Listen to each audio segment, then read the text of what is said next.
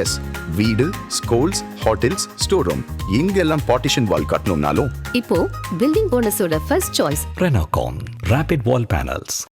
அதில் என்னோட நிலைப்பாடு இந்த சிறப்பு வாக்காளர் அப்படிங்கிற நிலைப்பாட்டை நான் எதிர்க்கிறேன். வட இந்திய குடிகள், வட இந்திய உழைப்பாளர்கள் இங்கே வர்றாங்க, அவங்களுக்கு வேலை கொடு, அவனுக்கு அரிசி இதை கொடுக்குறேன்றா கொடு, ஆனால் வாக்குரிமை கொடுக்கூடாது. எங்களுடைய நிலைப்பாடு, ஒருவேளை நான் அதிகாரத்துக்கு வந்தேன்னா அந்த வாக்குரிமையை நீக்குவேன். மொத்த பேரும் பிஜேபிக்கு தான் ஓட்டு போடுவோம், காங்கிரஸ் கூட போட மாட்டான். இது ஹிந்தி பேசுகிற இன்னொரு மாநிலமாக வந்துடும். தெரியல, என்னைய கூப்பிடாது, அங்கே போயும் பயன் இல்லை. ஏன்னா இல்லை, அது அங்கீகரிக்கப்பட்ட கட்சி, நான் தான் அங்கீகரிக்கப்பட்ட கட்சி. அவங்க கூப்பிட மாட்டாங்க. ரெண்டாவது, அங்கே போய் ஒன்றும் பயன் இல்லை. இங்கேயே அதிமுக ஆதரிக்குது, ஏன்னா பிஜேபியோட கூட்டணி வச்சுருக்கிறதுனால. சிலர் இங்கே வட இந்தியாவிலேருந்து வந்திருக்கான், அவனுக்கு ஓட்டுரிமை கொடுக்காதேன்னு சொன்னால் அவன் இந்தியன் இல்லையான்னு கேட்குறான். அவங்க சொல்லும்போது இந்தியாவில் இளம் விதவைகள் அதிகமாக இருக்கிற மாநிலம் தமிழ்நாடுன்னாங்க. அவங்க ஆட்சியில் எப்படி நீங்கள் எடுத்துக்கணும், அதிகமாக இருக்கிறது போய் ரொம்ப ரொம்ப அதிகமாக இருக்கிற மாநிலம் தமிழ்நாடுன்னு மாற்றிருக்காங்க. அப்படிதான் நீங்கள் எடுத்துக்கணும். அது 150க்கு மேற்பட்ட வேட்பாளர்களை அறிவிச்சிருக்கோம். இப்போ என் தங்கச்சி திருநெல்வேலியில் போட்டிடுறாங்க, இவன் என் மகன் மருத்துவர் சரண் பாளையங்கோட்டையில் போட்டிடுறான்.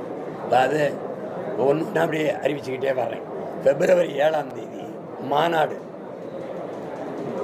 பெரிய மாநாடு நடத்துது நாம் தமிழர் கட்சி. அதில் மொத்த வேட்பாளரையும் அறிவிச்சு ஒரு வழக்கு சிபிஐக்கு மாற்றப்பட்டிருக்கு. இப்போ விசாரணை நடக்கலை. விசாரணை தொடங்கும்போது இந்த பாதிக்கப்பட்ட குடும்பத்தை சந்தித்து, தனிப்பட்ட முறையில் சந்தித்து பேசும்போது, இப்போ அந்த வழக்கு விசாரணைக்கு இந்த குடும்பம் என்ன பதில் சொல்லும்? நான் சொல்றது கேளுங்க. இப்போ அந்த 41 இறந்த குடும்பத்தை சிபிஐ விசாரிக்க போகும். நான் தனிப்பட்ட முறையில் அவங்கள சந்திச்சிடுறேன், அவங்களுக்கு 20 லட்சம் பணம் கொடுத்துட்றேன். என்னை சந்திச்சுட்டு போயிட்டாங்க. இப்போ இந்த சிபிஐ அதிகாரிகள் போய் விசாரித்தா இந்த குடும்பம் என்ன சொல்லும்? அதெல்லாம் ஒன்றும் இல்லைங்க, போயிட்டு போதுங்க, என் பையன் செத்தாங்க. இது என்ன மாதிரி விசாரணையாக இருக்கும்? யார்? நான் வரலைன்னா கூட்டம் இல்லை, என்னை பார்க்க வந்ததுனால தான் கூட்டம். அப்போ யார் காரணம்? அப்போ காரணமானவரையே இந்த வழக்கு விசாரிக்காதுன்னா தம்பி, அப்போ விசாரணை எப்படி இருக்கும்னு பார்த்துக்கேன். நான் செய்யறது சரியா இருக்கா இல்லையா அதாங்க இருக்கு.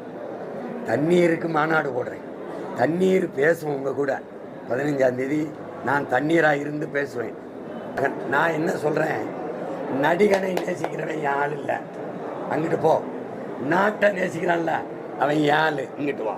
புரியுதா?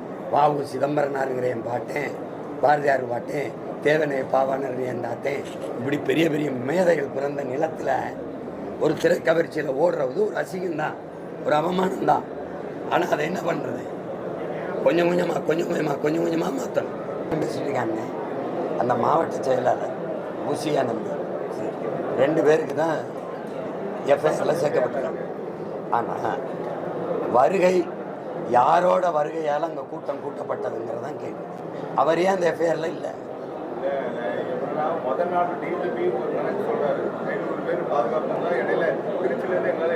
அது அப்புறம், அது நீங்கள் சொல்லக்கூடாது, சிபிஐ விசாரித்து சொல்லணும்.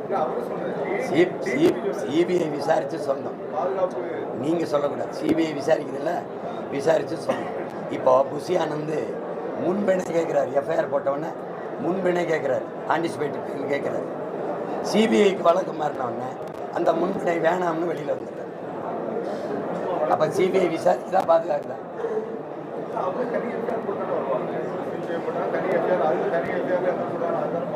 நான் கேட்குறது நீங்கள் முன்பிணை கேட்டு போட்ட வழக்கை ஏன் திரும்ப பெறுவீங்க? சிபிஐ விசாரிக்குதா பாதுகாக்குதா? அப்புறம் நீங்க கடைசியா பார்ப்பீங்க. சிபிஐக்கு நீங்கள் அந்த வழக்கை கொண்டு போகிறத விஜயையும் ஆதவர்ஜுனா வெளியில் வச்சிருக்கிறத கூட்டணிக்கு வரலைன்னா மறுபடியும் பேர் பண்ணுவோம். நீங்கள் வேணால் எழுதி வைங்க. வரல அப்படின்னா என்னென்ன பாஜக கூட்டணிக்கா இல்லை ட்ரம்போட ஆனா போலீஸ் மேல இந்த பாஜக வெளியில் இருக்கிறதா எடுத்துக்கொள்ளலாமா? பொருள் வெளியில் இருக்காரா இல்லையாங்கிறது இல்லை, என் கேள்வி சரியா இருக்கா இல்லையா அதான் கேள்வி பேச்சுங்க. நான் கேட்குற கேள்விக்கு உங்ககிட்ட பதில் இருக்கா? தம்பி விஜய் அங்கே வந்ததுனால தானே கூட்டம். அந்த கூட்டத்தில் அவரை பார்க்க வந்த நெரிசலில் தானே மக்கள் சிக்கி உயிரிழக்கிறாங்க. அப்போ அந்த கூட்டத்துக்கும் அவருக்கும் சம்மந்தம் இருக்கா இல்லையா? இருக்கா இல்லையா? இருக்கா இல்லையா? இருக்கா இல்லையா? நான் கேட்கறது அந்த குற்றத்தில் இவருக்கு பொறுப்பு இருக்கா இல்லையா, சம்மந்தம் இருக்கா இல்லையா? அதான் அவர்கிட்ட போய் கேளுங்க, ஐயா ஸ்டாலின்கிட்ட கேளுங்க. நான் கேட்கறதுக்கு பதில் சொல்லுங்க.